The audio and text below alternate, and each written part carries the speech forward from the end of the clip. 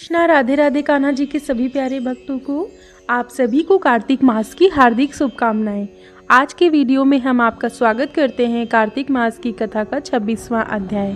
तो चलिए बिल्कुल भी देरी ना करते हुए हम चलते हैं अपनी कथा की ओर। देवगणों के ऐसे वचन सुनकर धर्मदत्त ने कहा, सब मनुष्य भगवान विष्णु की प्रसन्नता के लिए विधिवत आराधना, यज्ञ, दान, व्रत, तीर्थ तथा तप आदि करते हैं, किंतु ऐसा कोई सरल उपाय आप बताओ जिसको करने से इन सब का फल प्राप्त हो।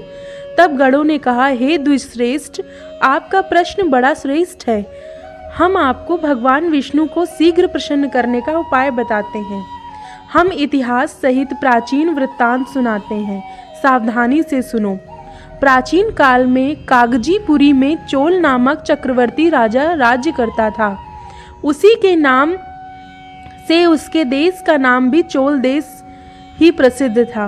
राजा चोल के राज्य में कोई भी प्राणी दरिद्र, दुखी, पापी व रोगी ना था। सब राजा के यज्ञ करने का प्रभाव था। तापपर्णी नदी के दोनों किनारे पर सोने के यज्ञ स्तंभ सुशोभित थे। हे द्विजवर, एक दिन वह राजा भगवान विष्णु के पास गया। भगवान उस समय शेष शैया पर योग निद्रा वश सो रहे थे। राजा ने उनकी मणियों, मोतियों और स्वर्ण के दिव्य फलों फूलों द्वारा पूजा की। वह साष्टांग प्रणाम करके भगवान के चरणों के पास ही बैठ गया।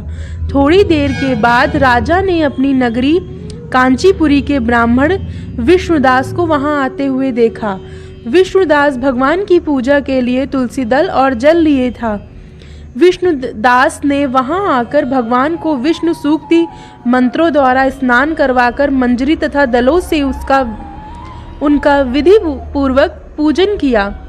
विष्णुदास के चढ़ाए हुए दलों से राजा के चढ़ाए हुए मणि, मोती व स्वर्ण के फूल ढक गए। राजा यह देखकर क्रोध में भरकर बोला, ढोंगी मूर्ख, तूने मेरी चढ़ाई हुई मणियों, मोतियों व सोने के फूलों को तुलसी दल व अपने सारे फूलों से ढक दिया। तू भला भक्ति करना क्या जाने, क्योंकि तूने मेरे किए विचित्र श्रृंगार को बिगाड़ दिया है। राजा की बात सुनकर विष्णुदास को भी क्रोध चढ़ गया और वह राजा के गौरव को तुच्छ समझकर कहने लगा, हे राजन, तुम भक्ति करना नहीं जानते, तुम अपने धन का घमंड है। बताओ, आज से पहले तुमने भगवान के कितने व्रत किए हैं? देवगण ने कहा, ब्राह्मण के ऐसे वचनों को सुनकर राजा ने घमंड से हंसकर कहा, हे विप्र, भगवान की भक्ति के अभिमान से यदि तू ऐसी बात कह रहा है तो मैं पूछता हूँ, तेरे जैसे भिखमंगे ब्राह्मण में भगवान की भक्ति ही कितनी है? क्योंकि तुमने आज तक भगवान की प्रसन्नता के लिए कुछ भी नहीं किया, ना तो कोई मंदिर ही बनवाया है। तुम भला इस प्रकार की भक्ति का जैसे कि तुम कर रहे हो क्या गर्व कर सकते हो? यहाँ जितने भी ब्राह्मण बैठे हैं, मेरी बात को ध्यानपूर्वक सुने और देखें कि भगवान विष्णु के दर्शन मुझे होते हैं या कि उसे। इसके बाद दोनों की भक्ति के संबंध में आप लोग जान लेंगे। देवगणों ने कहा। ऐसा कहकर राजा अपने महल में चला गया और वहां जाकर उसने अपने पुरोहित मुदगल को आचार्य बनाकर विष्णु यज्ञ आरंभ किया। उसने उस यज्ञ में अनेक ऋषि महर्षि को बुलाया, उनको बहुत सा अनाज और नगदी आदि दक्षिणा दी। उधर विष्णुदास भी अपने मंदिर में ही रहकर भगवान की प्रसन्नता के लिए व्रत करने लगा। उसने माघ तथा कार्तिक मास के व्रत किए, तुलसी के वन का और एकादशी को भगवान विष्णु के द्वादशाक्षर मंत्र का जाप किया।